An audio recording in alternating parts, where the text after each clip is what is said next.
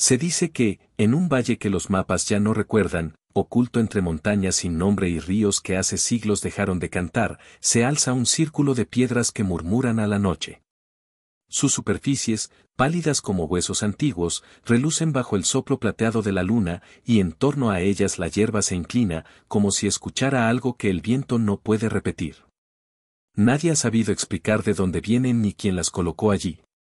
Algunos dicen que no fueron talladas por manos humanas, sino que crecieron de la tierra, como las costillas de una criatura dormida bajo el suelo. Las llaman la puerta de las piedras susurrantes, porque cada piedra vibra suavemente al tacto, como si en su interior guardara la memoria de un sonido, el eco de una voz extinguida. Aquellos que se atreven a acercarse juran que, en las noches sin nubes, el aire entre ellas no es silencio, sino respiración, la respiración misma del tiempo. Una tarde, cuando el sol comenzaba a hundirse tras las colinas, un arqueólogo llegó hasta el valle. Viajaba solo, guiado por referencias vagas en crónicas medievales y rumores de aldeanos que hablaban de un anillo de memoria. Llevaba una lámpara de aceite, un cuaderno, y la paciencia de quien no busca tesoros, sino respuestas. Caminó despacio entre las sombras alargadas, y cuando encendió su lámpara, la luz tembló sobre los grabados, proyectando sombras que parecían moverse como si los signos respiraran. Se inclinó sobre una de las piedras y pasó los dedos por sus surcos. Entonces lo sintió, una vibración leve, casi imperceptible, como un latido. No era un sonido audible, sino una sensación que subía por su piel y le envolvía el pecho. Contuvo el aliento. A su alrededor, el viento se detuvo. La noche parecía abrir los ojos. En su cuaderno había copiado símbolos antiguos, espirales, cruces, constelaciones, pero al compararlos con sus notas anteriores notó que ninguno coincidía. Era como si los grabados cambiaran, como si se adaptaran a quien los miraba. Recordó lo que los monjes del siglo IX llamaban Porta Silentii, la puerta del silencio, un santuario donde las voces del pasado quedaban atrapadas en la piedra. Algunos manuscritos decían que los peregrinos que dormían allí escuchaban en sueños los ecos de los muertos. Otros creían que las piedras eran un mapa estelar, un espejo terrestre de los cielos olvidados. Pero aquel hombre, más que fe o superstición, llevaba dentro un anhelo sencillo, escuchar. Colocó la lámpara en el centro del círculo y se sentó frente a ella. La llama, al moverse, hacía que las sombras de las piedras se alargaran y encogieran, como si danzaran en un rito secreto. El aire se volvió espeso, cargado de una electricidad leve. Entonces, entre el silencio, llegó un sonido, un murmullo tenue, parecido al rumor del mar en una caracola. No provenía de un punto concreto, sino de todos a la vez, como si la tierra misma hablara en un idioma sin palabras. Cerró los ojos y dejó que el sonido lo envolviera. No era miedo lo que sentía, sino una extraña calma, una sensación de estar dentro de algo vivo y sagrado. Las leyendas contaban que esas piedras habían sido levantadas cuando el mundo aún era joven, cuando los dioses hablaban con los elementos. Decían que en ellas estaban escritas las confesiones de quienes buscaban respuestas prohibidas. Otros afirmaban que cada piedra guardaba un alma, un pensamiento, una última frase dicha antes del olvido. El arqueólogo pensó en eso mientras el murmullo crecía. Parecía una oración, o tal vez un canto. Las voces eran múltiples y una sola al mismo tiempo. Algunas sonaban como plegarias, otras como suspiros. Era un idioma imposible, pero lleno de emoción. Su cuerpo se relajó, su respiración se hizo lenta. Por un instante, tuvo la impresión de que las piedras respondían a su presencia, que lo reconocían, que sabían que había venido a escuchar. De pronto, la lámpara se apagó. Una ráfaga fría cruzó el círculo, y la oscuridad lo cubrió todo. Pero lejos de desaparecer, las piedras comenzaron a emitir un brillo pálido, un resplandor interno que parecía surgir desde dentro. Los grabados, antes oscuros, se iluminaron con una luz azulada. La tierra vibró con suavidad. El arqueólogo se levantó, lentamente, sin romper el silencio. Todo a su alrededor parecía suspendido en un instante interminable. Y entonces, entre los murmullos, distinguió algo más, una voz que pronunciaba un nombre. No un nombre cualquiera, sino uno que despertó una sensación familiar, aunque no podía recordarlo. Quizá era suyo, o quizá pertenecía a alguien que había existido mucho antes. El aire estaba lleno de ecos. Se oían pasos, respiraciones, el roce de túnicas invisibles, un coro sin cantores. Era como si las piedras reprodujeran fragmentos de vidas antiguas, como si la memoria del mundo se deslizara por sus grietas. No había miedo en el valle, solo una solemnidad inmensa, como la de un templo en el que el tiempo se ha detenido. El arqueólogo comprendió que el lugar no era una ruina, sino una especie de reloj invertido, un corazón que guardaba lo que la humanidad había olvidado.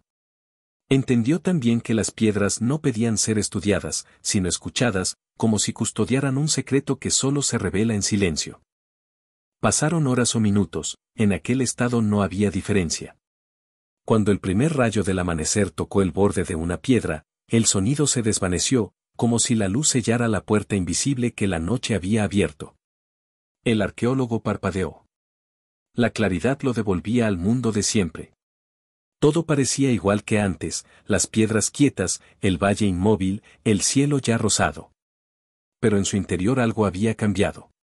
Buscó su cuaderno y lo abrió, las páginas estaban en blanco.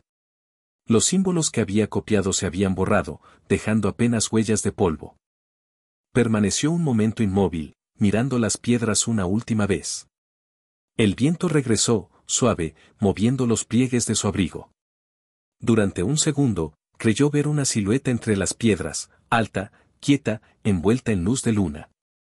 Pero cuando volvió a mirar, ya no estaba. Dio media vuelta y caminó hacia el horizonte. No escribió informe alguno.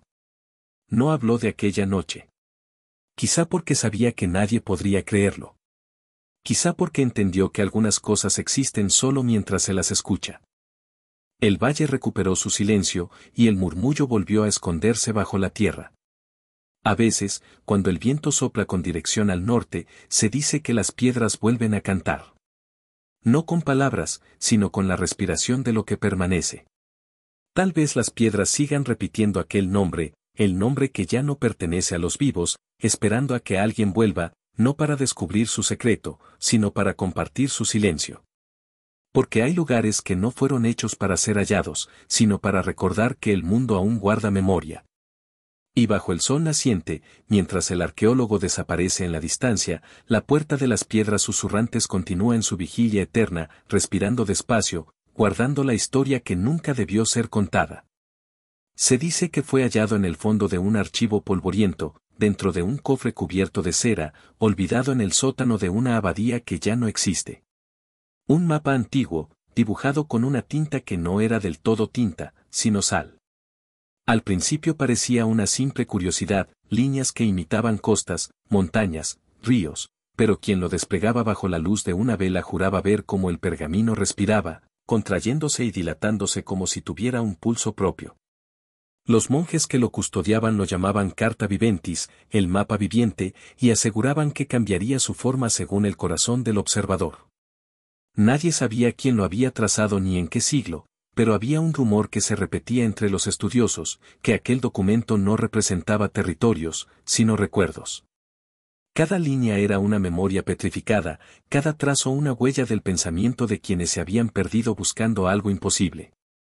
El mapa fue descubierto por un archivista solitario, un hombre de voz baja y mirada cansada, que dedicaba sus días a descifrar documentos que otros consideraban inservibles. Una tarde, mientras ordenaba legajos cubiertos de polvo, notó un cofre de madera hundido entre dos estantes. Lo abrió sin intención especial, y el aire que escapó de su interior tenía un aroma a mar y a tiempo detenido. Dentro, cuidadosamente enrollado, estaba el pergamino. Lo desenrolló con cautela. El material no se comportaba como el papel común, era más tibio, más blando, como si hubiera sido curtido en algo vivo. Sobre su superficie, las líneas parecían moverse. Creyó que era el titilar de la vela, pero cuando apagó la llama y dejó que la penumbra envolviera la sala, el pergamino seguía respirando con un ritmo lento, innegable. Nadie más lo creyó. Sus colegas le dijeron que el cansancio podía producir ilusiones. Pero él sabía lo que había visto, aquel mapa tenía un pulso. Durante noches enteras lo observó bajo diferentes luces. Al amanecer, las costas parecían contraerse, al caer la tarde, se expandían como si inhalaran el aire del mundo. A veces aparecían islas que no estaban antes, otras, los ríos se torcían en nuevas direcciones. Era un mapa que cambiaba con la respiración del tiempo.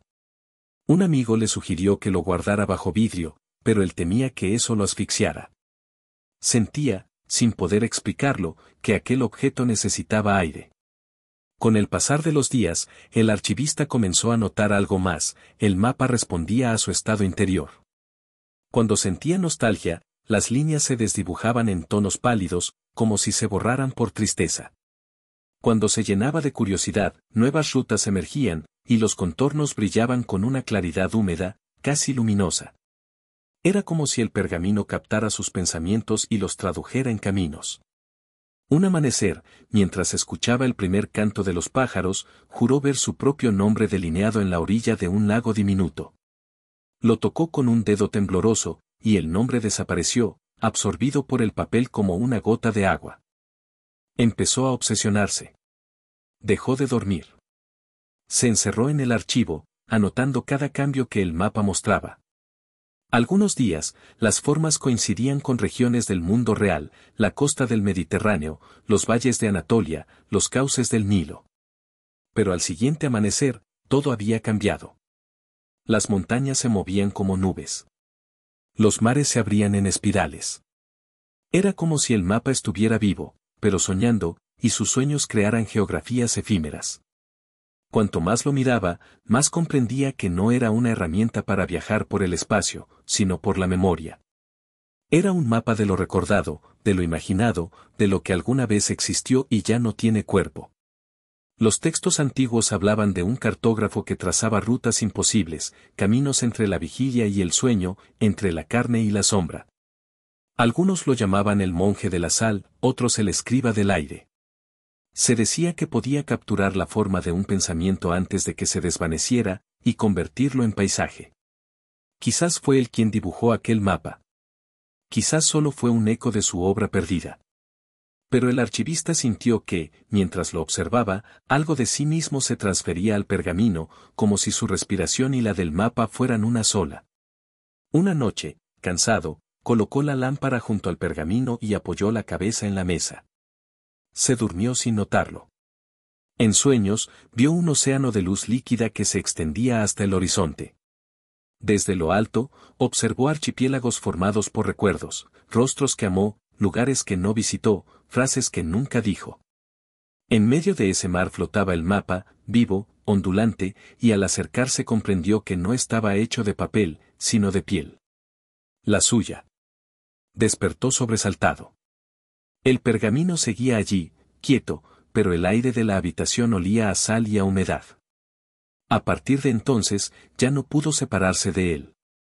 Lo llevaba consigo, enrollado y protegido, incluso durante los paseos breves por los claustros. Los monjes comenzaron a mirarlo con preocupación, su rostro se había vuelto pálido, su voz, distante, como si hablara desde otro tiempo.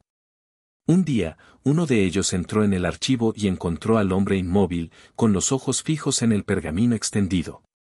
Dijo que veía moverse las líneas, que escuchaba un sonido, un suspiro leve que salía del papel. «Está respirando», murmuraba, «respira conmigo». El monje intentó apartarlo, pero el archivista lo impidió. Dijo que si lo tocaban, el mapa moriría. Y en su mirada había una mezcla de devoción y miedo. Esa noche, cuando el claustro quedó en silencio, el archivista encendió su lámpara por última vez. Afuera llovía. Dentro, el pergamino brillaba como si absorbiera la luz. Se inclinó sobre él, siguiendo una línea que se retorcía como una vena luminosa. La línea lo condujo hacia el centro, donde no había dibujo, solo un espacio vacío, un hueco circular. Apoyó su dedo allí. El pergamino se estremeció. Un viento invisible recorrió la habitación, y la llama de la lámpara se alzó como si fuera aspirada por algo profundo. El hombre cerró los ojos. A la mañana siguiente, cuando los monjes abrieron el archivo, encontraron el cofre abierto. Dentro no había mapa. Solo un leve residuo de sal sobre la mesa, como si el mar hubiera pasado por allí. Nadie volvió a ver al archivista. Algunos dijeron que huyó, otros que se disolvió en su propio sueño. Pero a veces, cuando se revisan los documentos antiguos, entre las hojas de los libros aparece un trazo de sal que no debería estar allí, una línea brillante que cambia de forma con el aire. Quienes lo tocan aseguran sentir un leve pulso, una respiración que no es la suya. Se dice que el mapa sigue existiendo, que viaja de archivo en archivo, de mente en mente, buscando a quien sepa leerlo no con los ojos, sino con la memoria. Nadie puede conservarlo mucho tiempo, porque no pertenece al mundo de los objetos, sino al de las ideas que aún sueñan con existir. Algunos aseguran que el mapa, en realidad, es el alma de todos los lugares que alguna vez fueron olvidados, los pueblos hundidos, las costas borradas, los nombres perdidos. Otros creen que es un espejo del tiempo, que refleja no dónde estamos, sino quiénes fuimos. Y hay quienes dicen que, en las noches de calma, si se extiende una hoja de papel sobre una mesa y se guarda silencio absoluto, pueden verse aparecer líneas lentas, casi invisibles, como venas de luz dibujadas por el aire. Si eso ocurre, hay que cerrar los ojos y no temer, porque el mapa ha comenzado a respirar de nuevo, y lo que muestra no es un lugar, sino un recuerdo que espera ser encontrado. Quizás nunca debió ser abierto. Quizás algunos caminos no llevan a ningún destino, sino al centro mismo del alma. Porque hay mapas que no guían los pasos, sino los sueños, mapas que no describen el mundo, sino su silencio. Y cuando la última vela se apaga, el aire del archivo parece suspirar, como si algo dentro del tiempo exhalara. Y así, en la quietud del amanecer, el mapa que respiraba vuelve a dormirse, esperando a quien tenga el valor de escuchar su pulso. Se dice que hubo un monasterio amado por la lluvia y por el polvo de los caminos, un refugio de campanas y silencio, cuyas bóvedas guardaban una biblioteca entera como si fuera un corazón de luz, y se dice también que, una noche de luna marcada por nubes lentas, el río cambió de humor, abrió su cauce como una puerta y, con un gesto antiguo y oceánico, se llevó el claustro, el altar y las estanterías hacia su lecho oscuro. Los aldeanos, años después, juraban escuchar bajo la corriente el tañido de un bronce imposible, como si los monjes siguieran llamando al rezo desde las profundidades, y los niños crecieron aprendiendo a guardar silencio al cruzar el puente, bajo el agua, susurraban, hay libros que respiran.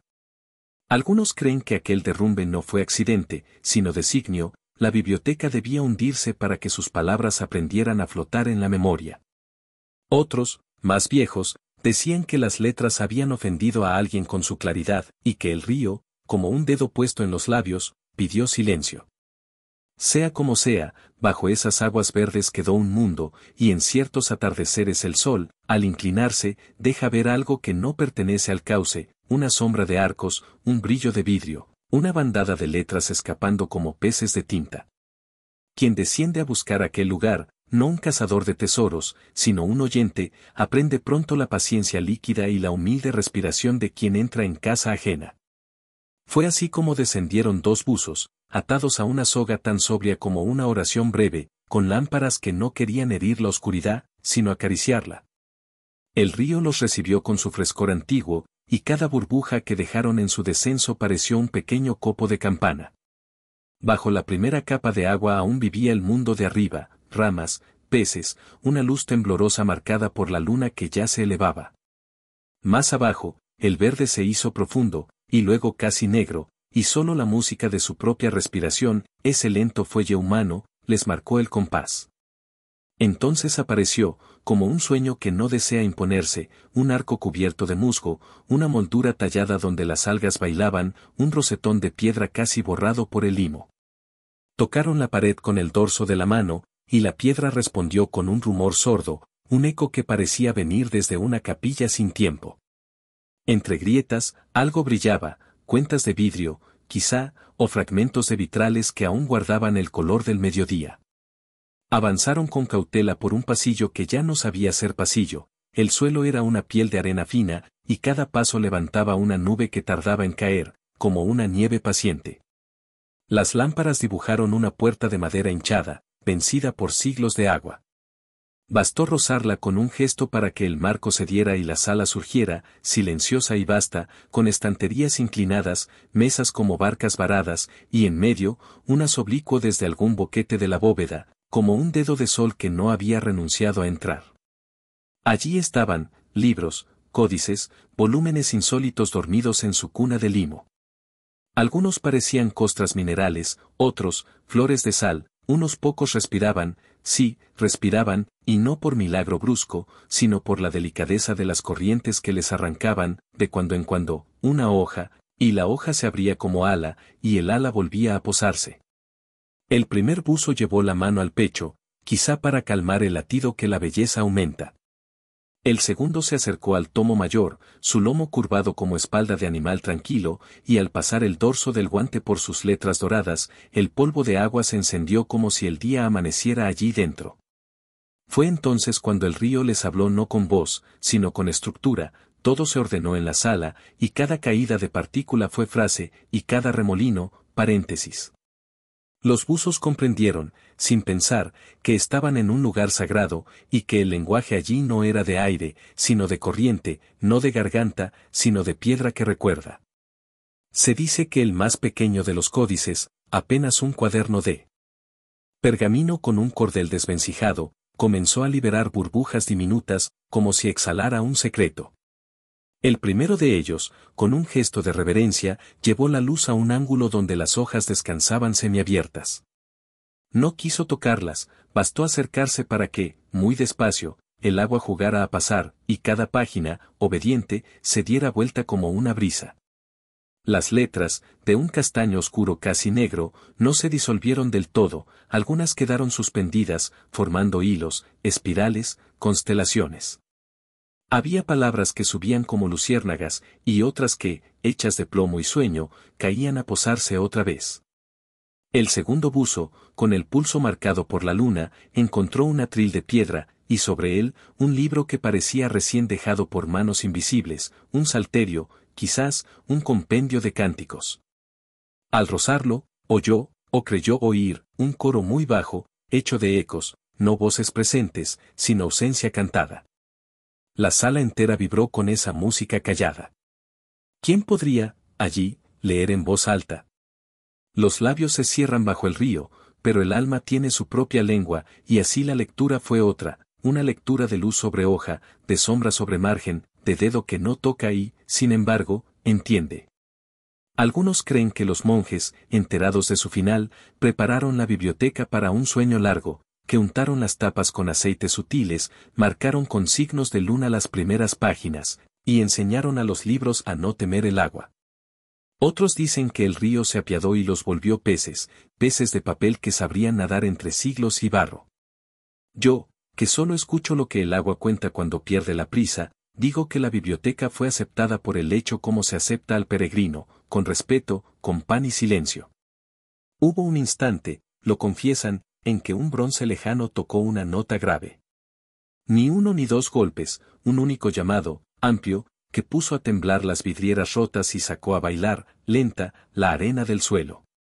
Los buzos se miraron. No hay manera de decirse palabras allí, pero las manos saben hablar, y sus manos dijeron, calma. La calma llegó como una túnica. Una columna resquebrajada mostró el dibujo de un pez que bien podría haber sido un signo de agua bendita, y sobre una ménsula, como esperando dedos humanos, descansaba un punzón de lectura. En otra mesa, un astrolabio reducido a óxido soñaba con estrellas que ya cambiaron de lugar. Al final de la sala, donde el haz de luz parecía tocar el agua como un violín, se insinuó una escalera descendente. Bajar significaba otro mundo, quizá el scriptorium, quizá el depósito de lo inconfesable. Eligieron no forzar ese umbral, no todo lo hundido quiere ser hallado en la primera visita. En lugar de eso, el primer buzo retiró, con cuidado, un cuaderno ligero, tan frágil que parecía respirar por sí mismo. No alcanzó a tocarlo, bastó acercar la mano para que del lomo se levantara un hilo de tinta que dibujó, sobre el vidrio de la lámpara, una palabra. No sabían leerla y, sin embargo, la comprendieron, no era un nombre, era una despedida. La dejaron donde estaba, como se deja un pájaro en su nido. Hay símbolos que pesan más que el oro. Y haya dioses que no deben interrumpirse. Con el pulso ya hondo, comenzaron el regreso, pasando una vez más junto a las estanterías que, súbitas, se veían menos ruina y más jardín, tallos de letras, semillas de sílabas, flores de margen.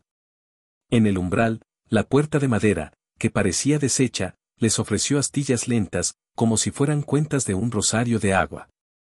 Afuera, el pasillo había juntado más sombra, y un pez dorado los observó como un vigilante antiguo. Una corriente juguetona quiso llevarse una hoja suelta, el primero la persiguió unos centímetros y comprendió la lección: lo que el río toma se vuelve río. Nadaron hacia la luz con la mansedumbre de quien abandona un templo sin mirar atrás para no quebrar el rezo. El agua se aclaró, y las burbujas, al estallar, eran estrellas minúsculas que recordaban el cielo. Cuando sus cabezas surgieron a la superficie, el mundo de arriba ya era tarde dorada, las montañas parecían más viejas y los sauces, más pensativos. Quitarse la careta fue volver al aire con una reverencia. Nadie les preguntó qué vieron. Nadie habría sabido entenderlo sin herir la delicadeza que exige el milagro. Solo contaron, en voz que casi no llegaba, que bajo ese puente el tiempo no corre igual, que las campanas golpean sin mano alguna, y que hay páginas que se dan vueltas solas si uno espera con paciencia.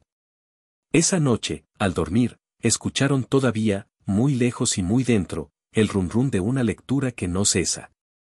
No era suyo el libro, ni suya la lengua, pero algunas voces, dicen, solo comienzan a oírse cuando uno está listo para escucharlas. En los días siguientes, el río cambió de color como cambia un ánimo. Huían nubes, volvían pájaros, y el agua seguía diciendo lo mismo con distintas cadencias: aquí descansa algo sagrado, no lo turbes.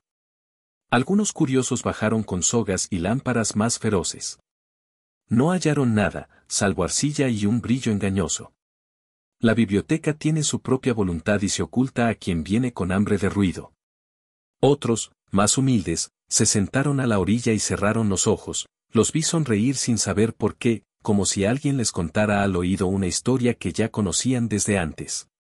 Así aprendí que hay saberes sumergidos que solo suben con la marea de la calma.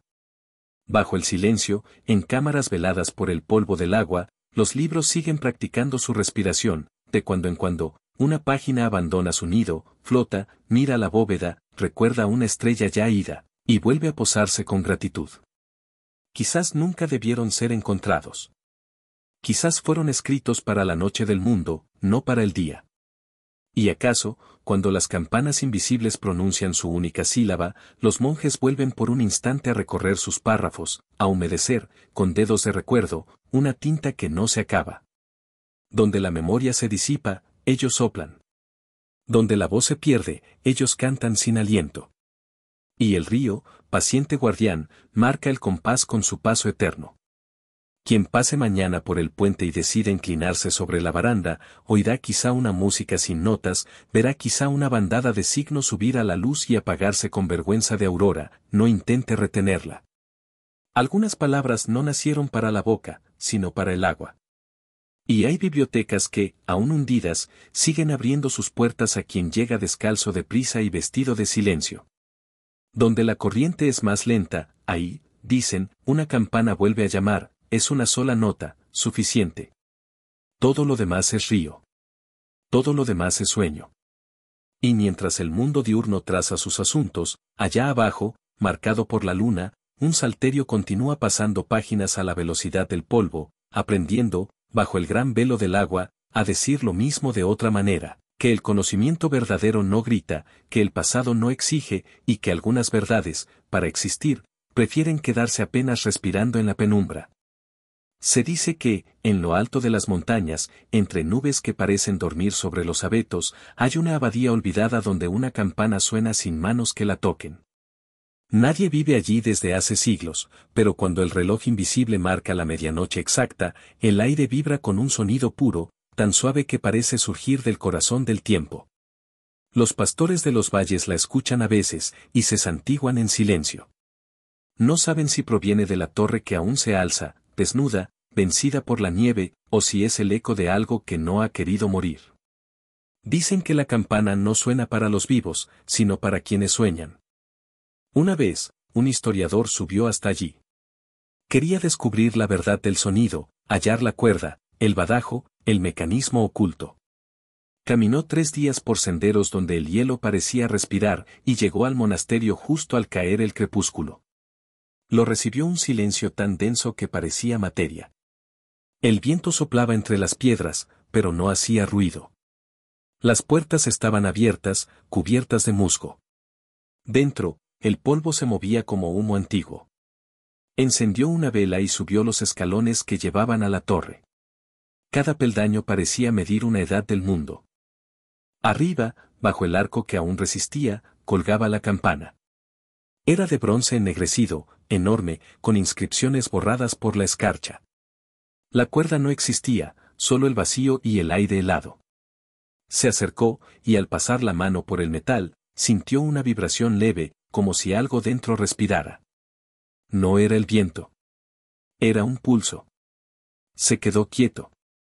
Y entonces, muy despacio, el bronce comenzó a emitir un sonido, un tono bajo, casi un murmullo, que se extendió por la torre como una plegaria que hubiera esperado siglos para ser oída. El historiador cayó de rodillas. La vela titiló. No había movimiento, no había fuerza visible. Solo el sonido, cada vez más profundo, más vasto, hasta llenar el aire de una claridad fría. No era una nota, sino muchas fundidas en una sola, como si todas las campanas del mundo tocaran juntas en un idioma sin principio ni fin. Afuera, la nieve comenzó a caer en círculos lentos, marcando el ritmo del tañido. Dicen que la campana fue fundida con el metal de los astros, traído por monjes que estudiaban el firmamento. Otros aseguran que contiene una gota de sangre de quien la consagró, y que por eso su voz tiene alma. Sea como fuere, su canto no pertenece al tiempo. Cuando suena, la montaña se aquieta, y los lobos se detienen a escuchar. El hombre permaneció allí toda la noche, sin moverse. Vio como la luna, pálida, se reflejaba en la superficie del bronce, y creyó ver rostros. Rostros de monjes dormidos, de viajeros, de hombres que habían amado el sonido más que la palabra. Cada eco parecía traer un recuerdo, un monasterio cubierto por el invierno, manos juntas, un coro que nunca envejeció. A medianoche exacta, la campana dejó de sonar. La vibración cesó, pero el silencio que quedó era distinto, más puro, como si el aire hubiera sido lavado por el sonido. El historiador bajó las escaleras con el corazón aún temblando. Al salir, notó que el valle estaba iluminado por una luz azul, sin fuente visible. En ella flotaban partículas diminutas, como polvo sagrado. Miró atrás. La torre seguía allí, quieta, pero juró ver un resplandor cálido brotar del bronce, como si la campana aún respirara. Al amanecer, comenzó su descenso. Nadie le creyó cuando contó lo ocurrido. Dijeron que el frío, la soledad o el cansancio le habían jugado una mala pasada. Pero desde aquella noche su voz cambió, hablaba más despacio, con una serenidad extraña, como si dentro de él siguiera sonando una nota que el resto no podía oír. Años después, cuando el historiador murió, los aldeanos que velaban su cuerpo afirmaron haber escuchado, justo a medianoche, una campanada única, profunda, que descendió por el valle como un hilo de fuego. Y al día siguiente, en el silencio helado de la montaña, la nieve mostraba huellas de pasos que ascendían solos hacia la abadía. Algunos dicen que la campana suena cada vez que alguien recuerda algo que no debía olvidar. Otros creen que marca el pulso del mundo, que cada nota sostiene la respiración de las cosas. Yo solo sé que, cuando el viento es limpio y el cielo claro, puede oírse, incluso desde lejos, una vibración leve, más pensamiento que sonido, más plegaria que voz. Quizás no haya campana alguna. Quizás todo sea el eco de un alma que no quiso dormirse. Pero si alguna noche escuchas un tono prolongado entre las montañas, no busques su origen. Cierra los ojos, respira despacio y deja que te atraviese. Porque hay sonidos que no fueron hechos para ser comprendidos, sino para recordarnos que aún hay silencio dentro del mundo. Y cuando el último tañido se disuelve en el aire, solo queda la nieve cayendo, leve, constante, cubriéndolo todo de un blanco que no borra, sino que guarda. Tal vez la campana no suena para avisar, ni para llamar. Tal vez solo respira, marcando el ritmo sagrado de las cosas que aún existen cuando nadie las nombra. Se dice que en el borde de un mar que ya no existe, un mar que se retiró como una respiración antigua, duerme una ciudad hecha de sal. Nadie recuerda su nombre. Solo algunos viajeros, al cruzar las dunas, han visto los restos de sus torres brillando bajo el sol como espejos encendidos, tan frágiles que basta un soplo para devolverlas al polvo. Fue una ciudad viva, dicen, bañada por olas azules que ahora son arena blanca. Las casas fueron esculpidas por manos que comprendían la música de los cristales, los muros tenían voz, y las ventanas dejaban pasar un resplandor que parecía venir de dentro. Pero el tiempo, ese gran viento sin rostro, la tocó con sus dedos de sequía y la transformó en un desierto petrificado. Y aún así, bajo ciertas lunas, cuando la humedad se acerca desde los confines del horizonte, se escucha entre las ruinas un rumor tenue, como si las piedras suspiraran al recordar el mar que las amó. Cuentan los textos viejos que la ciudad fue construida por un pueblo que creía que la sal era un puente entre el cuerpo y el alma. Sus sacerdotes caminaban descalzos sobre suelos cristalinos, y sus niños aprendían a leer los reflejos en las paredes. Los días eran luminosos como promesas, las noches, un mar quieto donde las estrellas se reflejaban en los techos. Y sin embargo, algo ocurrió, un silencio tan grande cayó sobre ellos que el aire mismo se quebró. Nadie supo si fue castigo o renuncia. Cuando las primeras arenas comenzaron a cubrir los templos, los habitantes encendieron velas dentro de las casas, convencidos de que la luz salvaría la forma.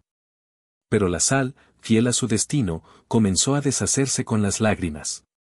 Y así, poco a poco, la ciudad se volvió transparente, como si decidiera fundirse con la nada para no ser testigo del olvido. Siglos después, un viajero llegó siguiendo el rastro de una historia contada por pescadores. Decían que había un lugar donde el viento sabía a lágrimas y que si uno dormía allí, soñaba con un océano todavía vivo. El hombre caminó durante días bajo el sol que todo lo borra. A veces creía ver el brillo del agua en la distancia, pero era el aire mismo deformado por el calor. Cuando al fin alcanzó el Valle de la Sal, comprendió que había entrado en otro tiempo. Todo parecía respiración detenida. Las calles, dibujadas aún por hendiduras mínimas, se extendían en espiral, las columnas, frágiles como huesos, sostenían el peso de la memoria. El viajero se detuvo ante una fuente cubierta de cristales. No había agua, pero el fondo brillaba con una luz pálida, como si un sol líquido hubiera quedado atrapado allí. De pronto, el viento sopló, y el polvo salino se levantó en remolinos que parecían figuras humanas. El viajero creyó escuchar voces, una risa, un saludo, un cántico sin letra. Caminó entre ellas con el corazón leve, con ese respeto que se tiene ante lo sagrado. En un muro casi entero, reconoció inscripciones talladas en una lengua desconocida. Pasó la mano, y la superficie se desmoronó bajo sus dedos, deshaciéndose en un polvo fino que el aire robó de inmediato. Se arrodilló y observó cómo las partículas se unían, danzando un instante antes de desaparecer. Era como ver morir una palabra que aún intenta pronunciarse. Al caer la noche, encendió una pequeña lámpara. La luz era cálida, y la ciudad, bajo ese resplandor, pareció renacer por un instante. Las sombras proyectadas por las ruinas se alinearon como si reprodujeran los contornos de lo que fue, templos intactos, torres, puertas abiertas. El viajero comprendió que la sal guardaba las formas, aunque no los cuerpos. Cada cristal era un fragmento de recuerdo, un eco de lo que había existido. Se sentó junto a una pared derruida y apoyó la espalda en ella. La piedra estaba fría, pero viva, emitía un murmullo apenas audible, un sonido semejante a un suspiro que se repite, incesante, como el oleaje. Entonces, la brisa trajo un olor que no podía ser real, olor a mar. A algas, a espuma, a profundidad. Era imposible, y sin embargo llenó el aire con una melancolía suave, casi feliz. El hombre cerró los ojos, y en el silencio que siguió, creyó escuchar el rumor del agua acercándose. No era ilusión, bajo la tierra, algo se movía. Una vibración leve, acompasada, como un pulso. Tal vez el océano no se había ido del todo. Tal vez solo dormía bajo capas de sal. Los antiguos cronistas habían escrito que la ciudad sería reclamada por el mar cuando el último viajero recordara su nombre. Pero nadie, desde hacía siglos, lo había pronunciado. El hombre intentó adivinarlo. En el aire resonaban sílabas sueltas, eco sin dueño. Aarim. Salud. Lumen. Ninguna respondía. Quizás el nombre se había disuelto también, fundido en los cristales como una lágrima en el agua. Se dice que las ciudades tienen alma, y que cuando mueren, su espíritu vaga hasta encontrar oídos que la escuchen. Aquella noche, la ciudad de Sal encontró los suyos. El viajero despertó antes del amanecer. Había soñado con una marea que subía despacio, cubriendo las calles sin prisa. Los muros volvían a brillar, las voces volvían a cantar. En el sueño, él caminaba entre ellos, ligero, sin cuerpo, y el mar lo envolvía con dulzura. Cuando abrió los ojos, el horizonte era gris. El viento soplaba desde el este, trayendo humedad. Una fina capa de agua comenzaba a extenderse sobre el suelo. No llovía, pero la sal brillaba con un resplandor naciente, como si algo en ella despertara. El viajero comprendió que debía marcharse. Antes de irse, escribió en su cuaderno unas líneas que serían halladas siglos después, tan difusas como el propio paisaje: he visto una ciudad que muere sin morir. La sal guarda su aliento.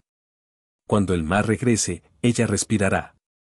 Nadie supo si el mar volvió, pero algunos testigos aseguran que, en ciertas madrugadas, el valle se cubre de una neblina espesa que brilla con tonos azules, y dentro de esa bruma se oyen campanas, pasos, risas.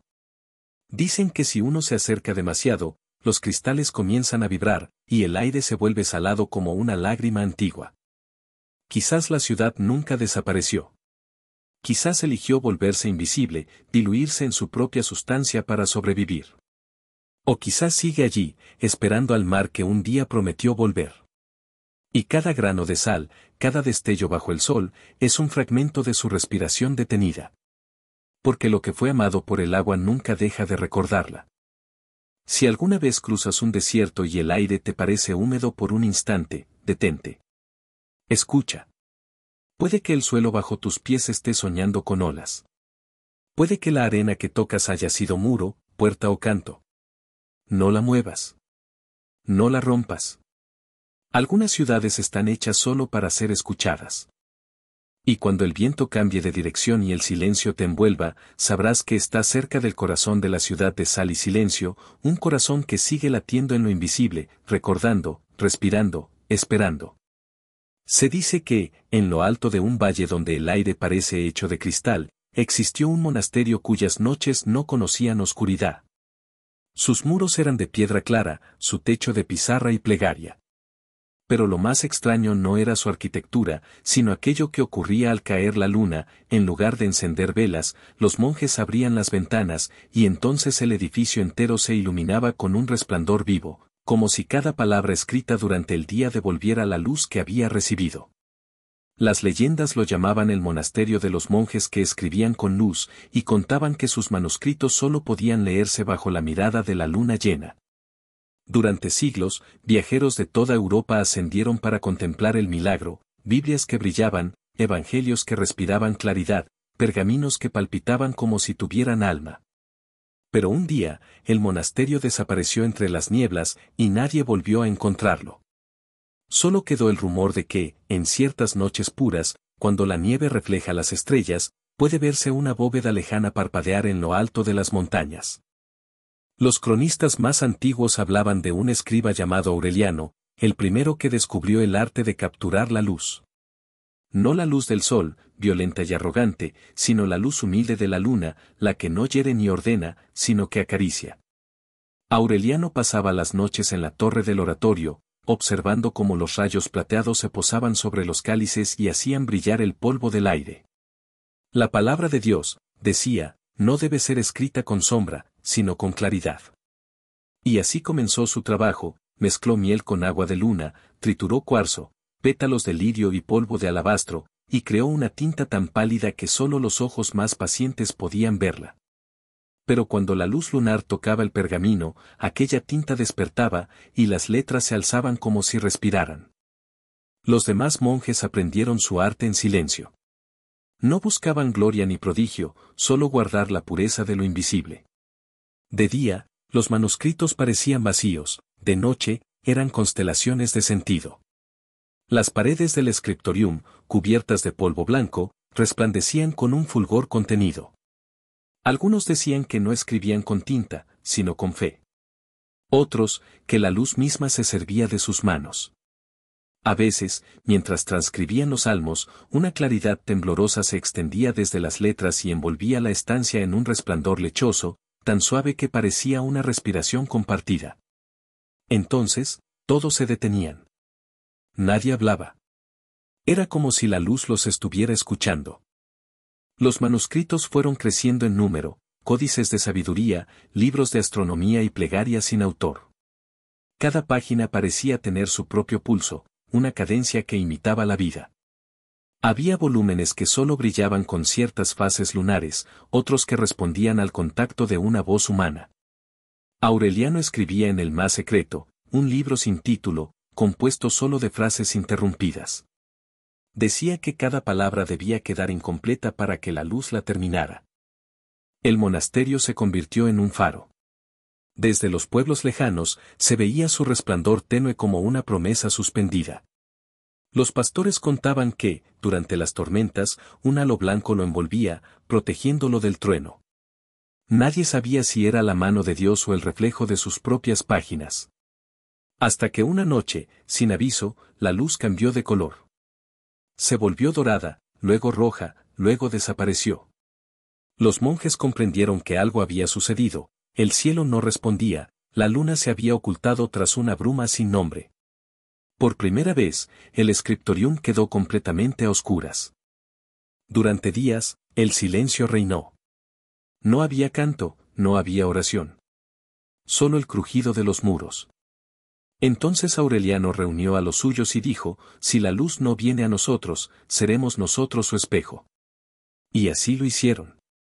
Se sentaron frente a sus manuscritos invisibles y comenzaron a escribir sin tinta, solo con el movimiento de las manos, dibujando sobre el vacío. Nadie vio lo que ocurrió, pero las crónicas aseguran que, a medianoche, una claridad sin fuente llenó el claustro. Era una luz distinta, nacida del gesto, del deseo. Las paredes reflejaron un resplandor interior que no provenía del cielo ni de la tierra, sino de ellos mismos. Esa noche fue la última. Al amanecer, un viajero solitario que cruzaba los pasos nevados dijo haber visto cómo el monasterio se deshacía en un brillo leve, como si fuera absorbido por la atmósfera.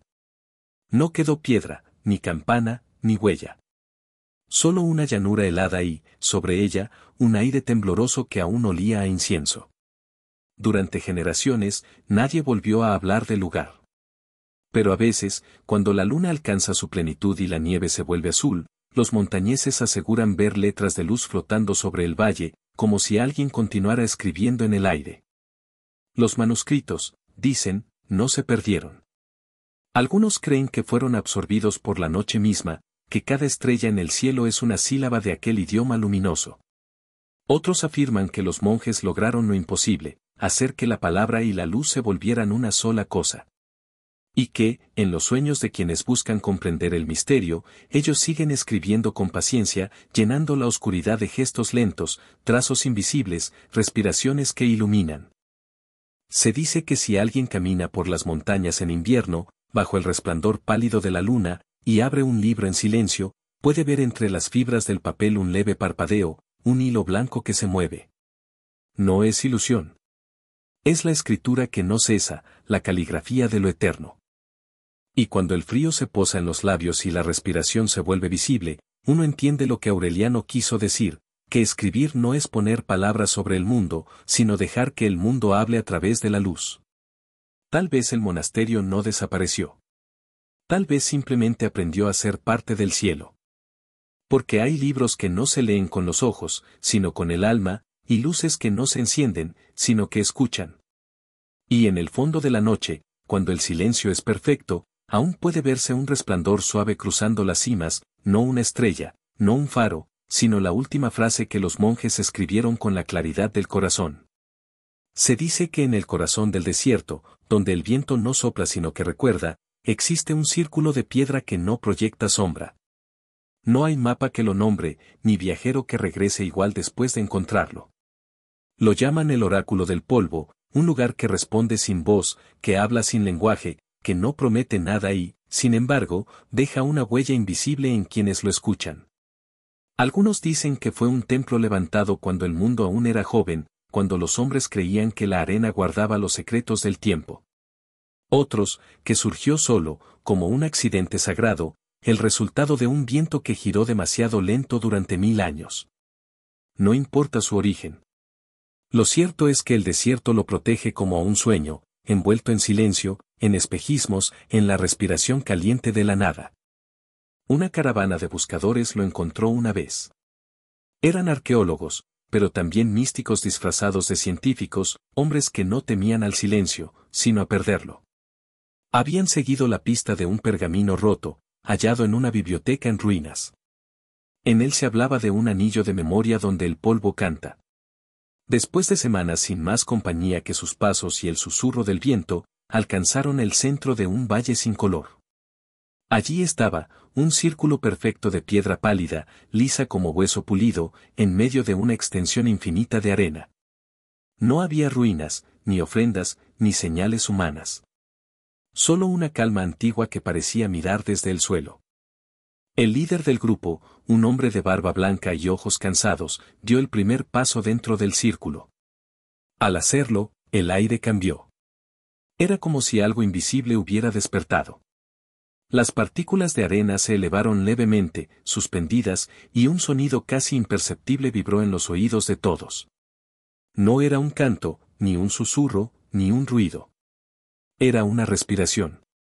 El aire mismo parecía inhalar y exhalar. Algunos se miraron sin comprender, otros cerraron los ojos y escucharon. Porque en aquel sonido había ritmo, y en el ritmo, una promesa. No pasó mucho tiempo antes de que comprendieran que aquel lugar no respondía a las preguntas habladas. Las palabras se deshacían apenas salían de la boca. Pero los pensamientos, esos sí parecían tener eco. Bastaba con pensar algo con suficiente pureza, un recuerdo, un deseo, una duda, y el aire respondía. El polvo se movía, formando formas breves, espirales, dibujos fugaces que parecían contener una respuesta. Uno de los hombres pensó en su madre, y el viento le devolvió el olor a pan recién hecho. Otro, en su juventud, y la arena se tiñó por un instante del color del amanecer. El más joven de ellos, incrédulo, se atrevió a pensar en el futuro. Lo que vio fue un espejismo que lo dejó temblando, una ciudad de vidrio hundiéndose en la arena, con sus propias huellas desapareciendo tras él. No hay futuro, murmuró, y el viento se detuvo. Desde entonces nadie volvió a preguntar por lo que vendrá. Se dice que el oráculo del polvo no predice, recuerda. No muestra lo que será, sino lo que se ha olvidado. Es el espejo de la memoria del mundo, el aliento del tiempo acumulado. Allí, los siglos no se suceden, se superponen, se mezclan, como las capas del viento en una duna. Todo lo que alguna vez fue dicho, amado o perdido, sigue flotando en su arena, esperando ser escuchado otra vez. Cuando cayó la noche, los hombres encendieron una pequeña lámpara. La llama apenas sobrevivía a la brisa. El círculo de piedra, bajo la luz temblorosa, parecía un reloj detenido. Nadie hablaba. Solo el polvo se movía, lento, danzando alrededor de ellos, dibujando figuras que se formaban y disolvían sin prisa. A veces, una silueta humana, otras, un ojo, una espiral, una palabra sin sonido. Cada forma parecía respirar, como si fuera un pensamiento prestado por el aire. El líder observaba sin parpadear. En sus ojos había una mezcla de asombro y melancolía, la certeza de estar presenciando algo que el mundo moderno ya no podría entender. A medianoche, el viento cesó por completo. El silencio fue tan absoluto que podía oírse el pulso de la sangre. En ese instante, el círculo brilló. No una luz visible, sino una claridad interior que no necesitaba ojos para ser percibida. Todos lo sintieron, un peso leve en el pecho, una calma luminosa, como si el desierto los mirara. Entonces, sin aviso, el polvo comenzó a elevarse. Subía en remolinos suaves, como si respirara hacia el cielo. Dentro de cada espiral, se intuían rostros, recuerdos, lugares. Era el pasado mismo volviendo a su forma más pura, el aire. El líder cerró los ojos y pensó en una pregunta: ¿qué somos ante el tiempo? El viento respondió con un murmullo tan suave que apenas fue sonido, aquello que el polvo aún recuerda. Nadie más oyó las palabras, pero todos comprendieron algo. No hacía falta lenguaje cuando el silencio contenía más verdad que la voz. Al amanecer, los hombres salieron del círculo uno por uno. Nadie habló. Tenían la mirada perdida, como si hubieran despertado de un sueño demasiado real. Cuando el último salió, el viento sopló y el círculo se borró. En cuestión de segundos, no quedó ni una piedra visible. El desierto lo había vuelto a tragar. Los viajeros regresaron a la civilización, pero ninguno volvió a ser el mismo. Uno de ellos enmudeció para siempre. Otro comenzó a escribir en un idioma desconocido. El más joven se convirtió en ermitaño y pasó el resto de su vida escuchando el viento. El líder, en cambio, desapareció. Su tienda fue hallada vacía, con un puñado de arena sobre la mesa. En el centro de ese puñado, había un círculo diminuto, perfecto, grabado como por una mano invisible. A veces, en las noches de tormenta, cuando las dunas cambian de forma, los beduinos aseguran ver luces moviéndose sobre la arena, girando lentamente, como si el oráculo respirara de nuevo. Dicen que si alguien se acerca con el corazón limpio y deja que el viento le toque el rostro, puede oír su propia voz desde el pasado. Pero nadie se queda mucho tiempo, el polvo enseña, pero también reclama. Quizás el oráculo no sea un lugar, sino un recuerdo del mundo mismo, un órgano de la tierra que conserva lo que hemos querido olvidar. Tal vez cada respiración que tomamos le pertenece un poco, porque el polvo que respira el desierto es el mismo que formó nuestras manos. Y así, cuando el viento calla y el sol se esconde detrás de la última duna, el desierto parece dormir. Pero no duerme. Escucha. Escucha las voces que dejó el tiempo, las palabras no dichas, los nombres borrados. Y cada grano de arena, en su quietud infinita, guarda una historia diminuta, una chispa de lo que fuimos. Si alguna vez te encuentras en un lugar donde el viento deja de soplar y el mundo parece contener el aliento, no temas. Puede que estés dentro del oráculo del polvo. No preguntes. Cierra los ojos. Escucha. Porque hay respuestas que no se dicen, solo se sienten cuando el silencio respira contigo. Y cuando te marches, al mirar tus pasos en la arena, verás que ya no están. Porque el desierto no retiene huellas, las transforma en susurros, en memoria, en polvo que vuelve a cantar con el siguiente viento. Se dice que bajo un bosque antiguo, donde los árboles crecen tan juntos que la luz del sol llega como un murmullo, duerme una catedral entera. No aparece en ningún mapa ni se menciona en los registros de los reinos, fue olvidada incluso por aquellos que la construyeron. Pero cuando el viento sopla desde el norte y las raíces crujen bajo la tierra húmeda, se puede oír un rumor, un leve tañido de campanas ahogadas que asciende entre el musgo y las hojas. Los leñadores la llaman la iglesia que sueña, y nadie se atreve a talar cerca de su sombra. Porque el bosque, dicen, protege lo sagrado como el cuerpo protege el alma. Mucho antes de que el bosque cubriera la tierra, aquel valle era un claro. Allí se levantaba la catedral más hermosa del norte, piedra gris, vitrales inmensos, un coro de ángeles esculpidos que parecían respirar. Los monjes cantaban al amanecer, y el eco de sus voces subía por las montañas, tocando las nubes. Pero un invierno de silencio llegó, y con él una lenta tristeza. Los ríos cambiaron de curso, los caminos desaparecieron, y el bosque, con su paciencia verde, comenzó a avanzar. Nadie luchó contra él. La catedral, cansada del ruido del mundo, simplemente se dejó cubrir. Las raíces abrazaron sus muros, los robles crecieron entre los arcos, y las campanas fueron acunadas por la tierra hasta quedar dormidas. Siglos después, un viajero llegó al bosque siguiendo el canto de los pájaros. Buscaba descanso, pero el silencio lo encontró primero. Cada paso era un crujido, cada hoja una palabra no dicha. Avanzó sin rumbo hasta que el suelo cambió, la tierra se volvió más firme, más fría. Al arrodillarse, notó una piedra tallada, una línea recta donde no debería haberla. Quitó la hojarasca y descubrió un relieve, la esquina de un vitral petrificado.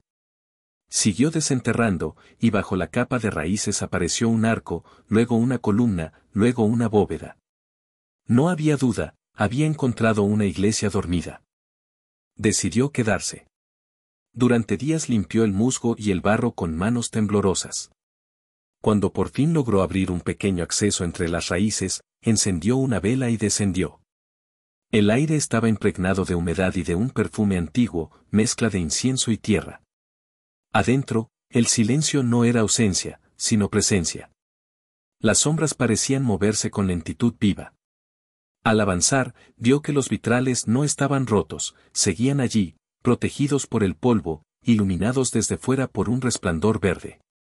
Las figuras, ángeles, santos, coronas, brillaban como si el bosque mismo les prestara su luz. En el altar aún descansaban los restos de un candelabro de hierro. El viajero colocó su vela sobre él. La llama se reflejó en el metal, y un destello recorrió el techo como un suspiro. Entonces comprendió que la catedral no estaba abandonada, sino esperando. Cada piedra, cada raíz, cada gota de humedad vibraba con una quietud que no era muerte, sino respiración profunda. El bosque la había adoptado, la había convertido en parte de su corazón. Durante la noche, el viajero durmió junto al altar.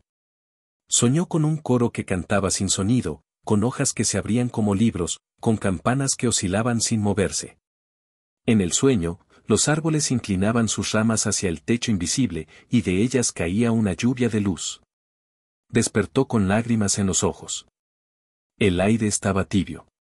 No sabía si lo que había visto había sido sueño o recuerdo, pero la catedral seguía allí, inmóvil y viva al mismo tiempo.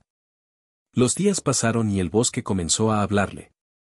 No con palabras, sino con gestos, un pájaro que lo seguía, una raíz que se apartaba, una flor que brotaba junto a sus huellas.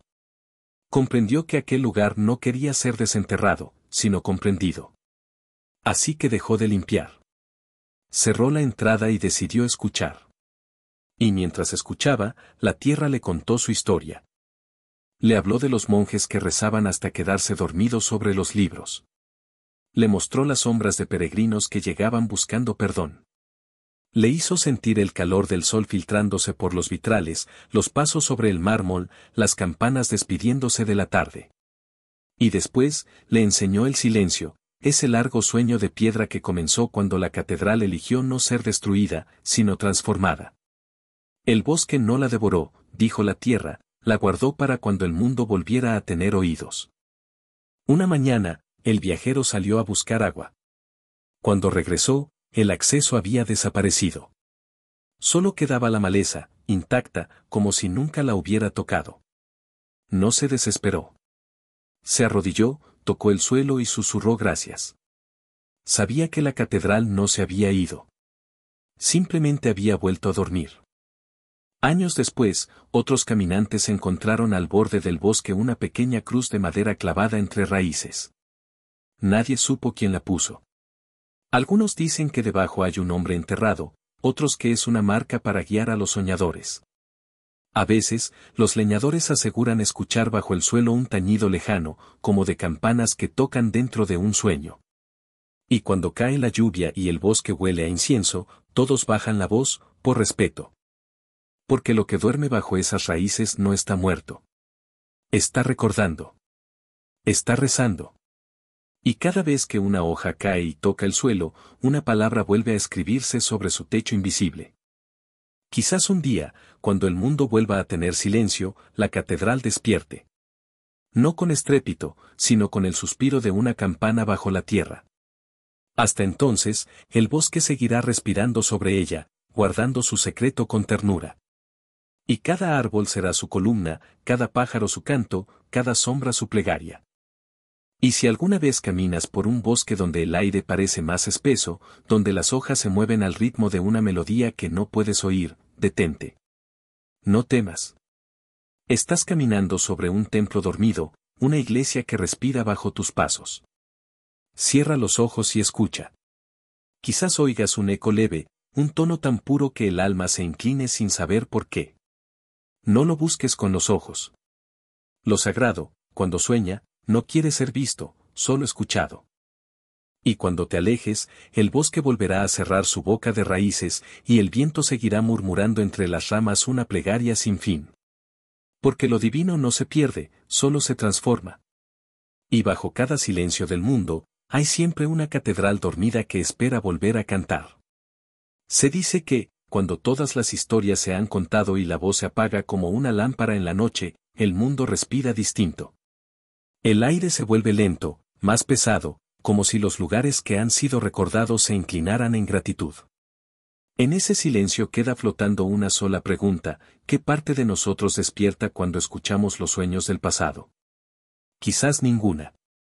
Quizás solo recordamos que siempre fuimos parte de ese mismo pulso, de ese mismo rumor que une las piedras, los mares y las memorias.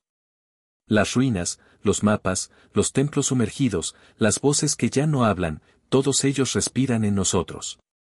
No desaparecen. Esperan. Esperan al viajero que llegue sin prisa, al oyente que entienda que el tiempo no se mide en horas, sino en ecos.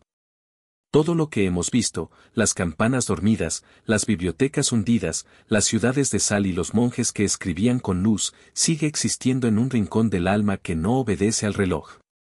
Y cada vez que un corazón se detiene a escuchar, esas cosas se vuelven a encender, aunque sea por un instante. El narrador calla. Las velas se consumen. En el aire aún queda el perfume del incienso y del polvo antiguo.